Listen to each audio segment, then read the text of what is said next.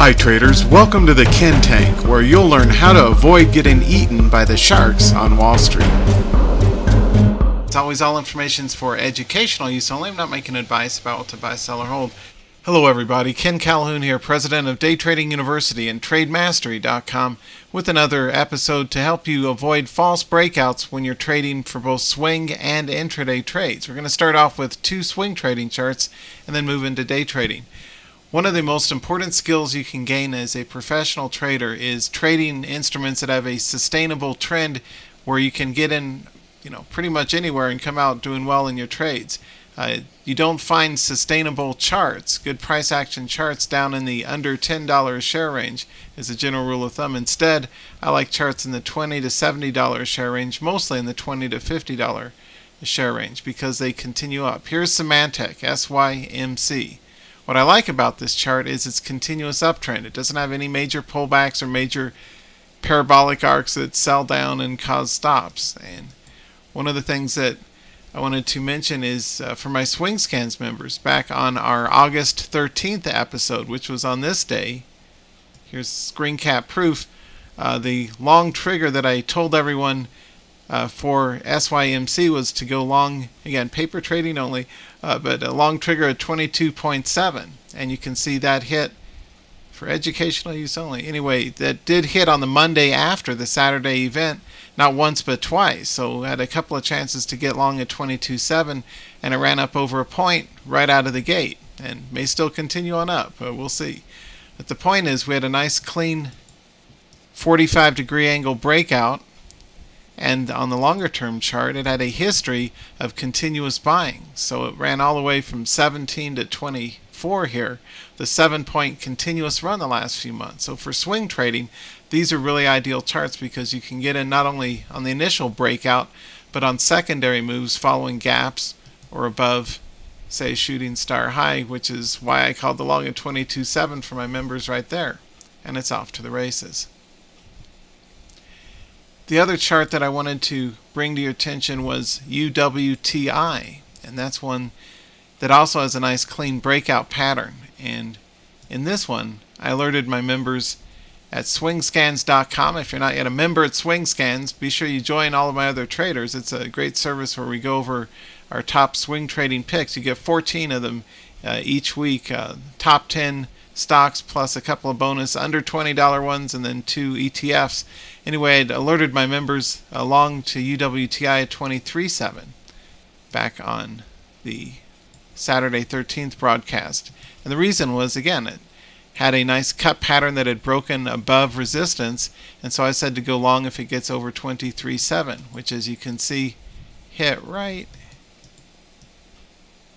about there. So that was a good inflection point for breakout. It's ran up a full 5 points for my traders, and it's still alive and kicking and doing well. The point is, we have sustainable breakout trend strength that's worth trading. And when you're looking to avoid false breakouts, it's important that you look at the price action characteristic in either a swing or a day trading chart. We're going to look at day trades next. But see that you've got a nice 45-degree angle breakout that is taking out new highs above previous resistance. It's kind of technical analysis 101. But the trick is avoiding a false breakout. And one thing that you can do is look for charts that have minor gaps and then go in long on a cut pattern, a bullish cut pattern above the high of the gap open. And that made for a really good entry that ran up a full 5 points for my members after the trigger. So those type of charts really make sense for swing trading to avoid false breakouts. When it comes to professional intraday stock day trading, it's very useful to trade charts like this one, Valiant Pharmaceuticals, VRX. I'd alerted my members to that before the opening bell to go long if it got over 31.7 and again over 32.30. And that was the first long, that was the second long, and we put a trailing stop in up at 32.40 right there to lock in a profit on the breakout.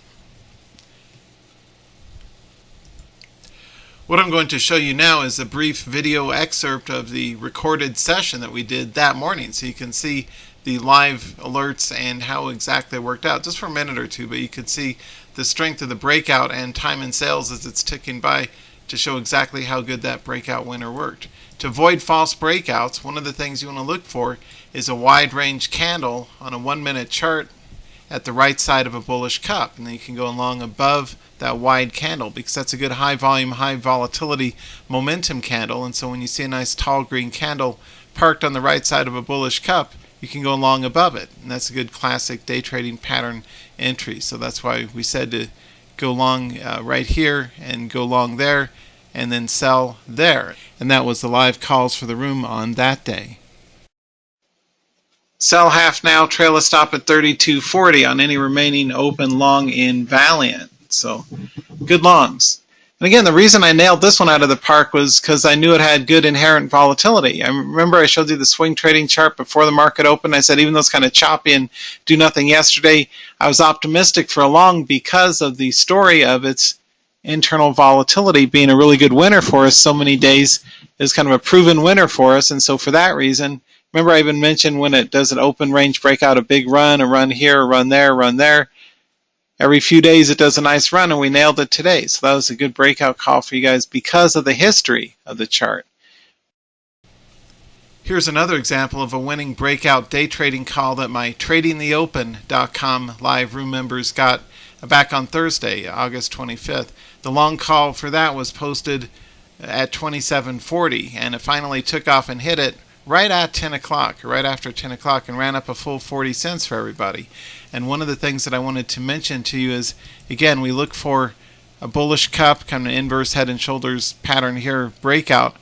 We waited until here. We didn't get in too early. That would have been fine, though, but we were a little cautious because of the texture of the market was kind of choppy on that Thursday. So we're a little cautious about our entries and still did really well for our members at tradingtheopen.com, my live trading room, celebrating 16 years now. Anyway, if you're not yet a member, join tradingtheopen.com. But the point is, to avoid a false breakout, you can look at the strength of the cup pattern and look at what happens in price action after a cup is formed.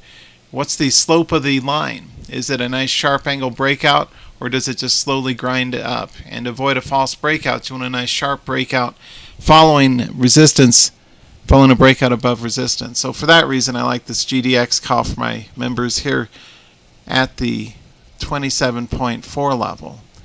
The other thing to keep in mind is the best trades are typically occurring between 9:35 and 10:15. And my favorite trades are right in the first half hour, but oftentimes you'll see follow-on trades after 10 o'clock that do continue on up for a while, at least until 10:30 or 11. And so look at segmenting your trades for day trading between 9:35 and 10 as one time window, and then after 10 till say 10:15 or 10:30 is a second window. And as you look for entry and exit patterns that make sense and avoid false breakouts by trading good strong compression breakouts or cut pattern breakouts, make sure that you're keeping in mind the time windows and look at it kind of like episodes in a TV series or chapters in a book. The window of time between 9:35 and 10 is one type of a trade setup. The window of time after 10 o'clock is choppier and another type of trade opportunity. So make sure that you try and focus most of your energy on the first half hour. But if you do trade second plays after the 10 o'clock like this one, realize that they're going to do a little more up and down price action. So you have to give them a little more space to work out before they ultimately break out to new highs like this one did for our members. So best wishes for success in your trading. This is Ken Calhoun, Day Trading University and TradeMastery.com. Avoid false breakouts by looking at the differences between volatile tradable charts and see could you have made money with that chart had you traded it correctly, yes or no, and what's the odds or the likelihood of success in trading a given chart, whether it's for a day trade or a swing trading chart, like BRX or Symantec or others. And when you look at price action, make sure that you're giving preference to charts that have an immediate preceding 45-degree angle breakout for swings, preferably with a nice minor gap like the winning Symantec call my Swing Scans members got, because those are the type of charts that form the basis or the core of a good professional trading approach. It's usually a bad idea to trade speculative cheap stocks that zigzag up and down, because odds are you're going to get it wrong and get stopped out. And it's my goal to help you make better winning trades more often, kind of a way of life. And so to do that, you want to start off with charts that have good history and good sustainable trends over multiple days for swing trades, or at least over good 10 to 20 or 30 minute breakout play for an intraday trade, so you can do well with it. So anyways, best wishes for success in your trading, and I'll see you in our next episode. Until next time, this is Ken Calhoun. Take care and do well in your trades. Bye-bye.